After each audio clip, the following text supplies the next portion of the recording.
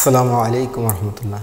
সুপ্রিয় দর্শক, লাইলাতুল কদর সম্পর্কে আল্লাহ পাক রব্বুল আলামিন কুরআনে কারিমের মধ্যে বলেন, খায়রুম মিন আলফি শাহর, অর্থাৎ হাজার মাসের চেয়েও উত্তম। হাজার মাস তথা 84 বছর 4 মাসের মতো হয়। তো 84 বছর 4 মাস আমাদের পক্ষে ইবাদত করা সম্ভব নয়। এই লাইলাতুল কদর আমাদের জন্য আল্লাহ তাআলার পক্ষ থেকে বিশেষ নিয়ামত। যদি কেউ লাইলাতুল কদর পেয়ে যায় আর এই রাত্রিতে একটা লাইলাতুল কদরের আমল করতে পারি, তাহলে আমাদের আমল নামায় 84 বছর 4 মাস ইবাদতের সওয়াব লেখা হবে। তো হাদিসের আলোকে বিশেষভাবে 5টি আমলের কথা পাওয়া যায় লাইলাতুল কদরে, যেটা রাসূল পাক সাল্লাল্লাহু আলাইহি ওয়াসাল্লাম করেছেন। রাসূল পাক সাল্লাল্লাহু আলাইহি ওয়াসাল্লাম এমনিতে সারা বছর কিছু সময় ঘুমাতেন, কিছু সময় জাগ্রত থেকে ইবাদত করতেন, কিন্তু লাইলাতুল কদর আসলে তিনি সারা রাত্র ইবাদত করতেন। লাইলাতুল কদরের রমজান মাসের শেষ দশকে সারা রাত্র জেগে ইবাদত করতেন। ইভেন পরিবারের সবাইকেও জাগ্রত করতেন, নিজে জাগ্রত থাকতেন এবং পরিবারের সবাইকে জাগ্রত রাখতেন। লাইলাতুল কদর সম্পর্কে রাসূল পাক সাল্লাল্লাহু আলাইহি ওয়াসাল্লাম বলেন, মান কামা লাইলাতুল কদরি ঈমানান ওয়া ইহতিসাবান গুফিরা লাহু মা তাকদ্দামা মিন যামবি। অর্থাৎ যে ব্যক্তি লাইলাতুল কদরে সারা রাত্র জেগে ইবাদত করল, আল্লাহ পাক রব্বুল আলামিন তার পিছনের সমস্ত গুনাহগুলো মাফ করে দেন। সুবহানাল্লাহ। তো লাইলাতুল কদরের বিশেষ আমলের মধ্যে দেখা যাচ্ছে যে প্রথমত হচ্ছে রাত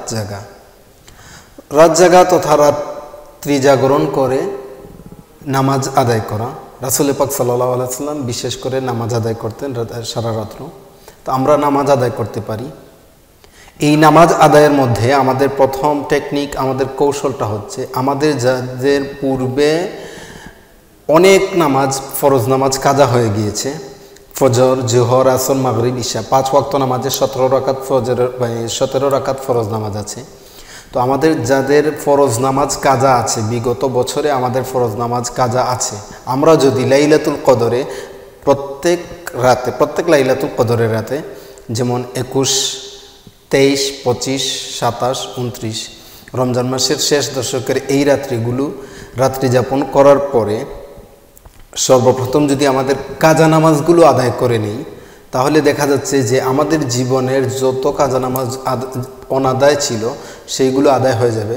যেহেতু আল্লাহ তাআলা ঘোষণা দিচ্ছেন খায়রুম মিন আলফি শাহর, হাজার মাসের চেয়েও উত্তম, তাহলে এক রাত্রি সমান হচ্ছে 84,000 4 মাসের মতো। তাহলে আমাদের পিছনের জীবনে যত কাজা নামাজ আছে, বাকি আছে, যদি আমরা এক রাত্রিতে আদায় করতে পারি, 17 রাকাত ফরজ নামাজ কাজা নামাজ ছিল, 17 রাকাত কাজা নামাজ আদায় করে নিলাম ধারাবাহিকভাবে, ফজর, জোহর, আসর, মাগরিব, ইশা এই নামাজগুলো, ফরজ নামাজগুলো কাজা আদায় করে নিয়ে এরপরে অন্যান্য নফল নামাজ আদায় করলাম, নফল নামাজ পড়লাম, যতটুকু সম্ভব হয় সারা রাত্র নফল নামাজ আদায় করলাম।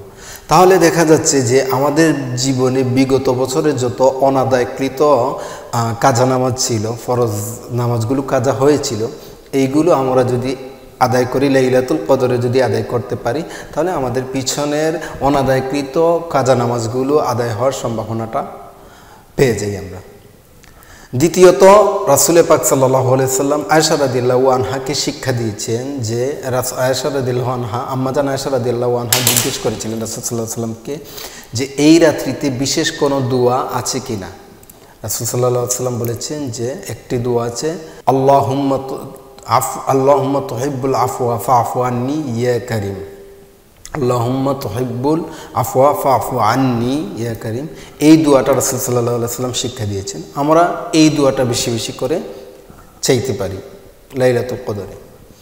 তৃতীয়ত, ইস্তেগফার করা, বিশেষ করে ক্ষমা প্রার্থনা করা, নিজের জন্য, নিজের আত্মীয় স্বজনের জন্য, মা বাবার জন্য, যারা মৃত আছেন তাদের জন্য, যারা জীবিত আছেন তাদের জন্য আমরা বেশি বেশি করে ইস্তেগফার, নিজের কৃত অপরাধ সামনে নিয়ে, নিজের কৃত গুনাহগুলোকে সামনে নিয়ে, গুনার স্বীকৃতি দিয়ে আল্লাহ তাআলার কাছে বিশেষভাবে খালিস নিয়তে মন ফ্রেশ করে আল্লাহ তাআলার কাছে ক্ষমা চাইতে পারি, এই রাত্রিতে বেশি বেশি করে ক্ষমা চাইব।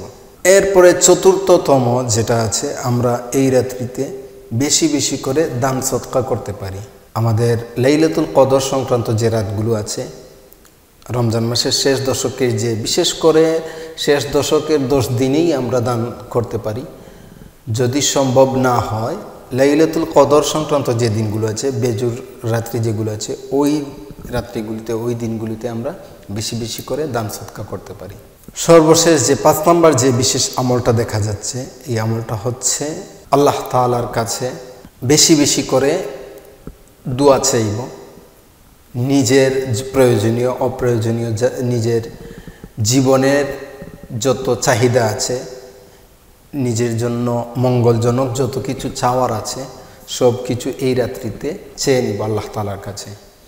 আমাদের ব্যক্তিগত, পারিবারিক, সামাজিক যত ধরনের যত চাহিদা আছে, আল্লাহ তাআলার কাছে আমরা এই রাত্রিতে বিশেষভাবে খালিস নিয়তে আল্লাহ তাআলার কাছে চেয়ে নিব। এই জন্য এই রাত্রিতে বেশি বেশি করে চাইব। তাহলে আমরা দেখতে পেলাম যে লাইলাতুল কদরে বিশেষ করে প্রথমত আমরা রাত্রি জাগরণ করব, আর রাত্রি জাগরণ করার পরে এই রাত্রিতে আমরা কি করব, পিছনের যত কাজা নামাজ আছে সব কাজা নামাজগুলো আদায় করে নিব।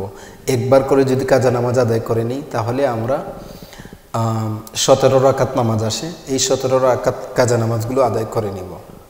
দ্বিতীয়ত হচ্ছে আমাদের রাসূল সাল্লাল্লাহু আলাইহি সাল্লামের শিক্ষা দেওয়া যে দোয়াটা আছে, আল্লাহুম্মা ইন্নাকা আফুউন তুহিব্বুল আফওয়া ফাআফু আন্নি, এই দোয়াটা বেশি বেশি করে চাইব।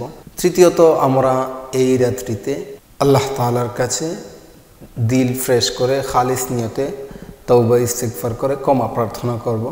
চতুর্থ আমরা দান সদকা করব।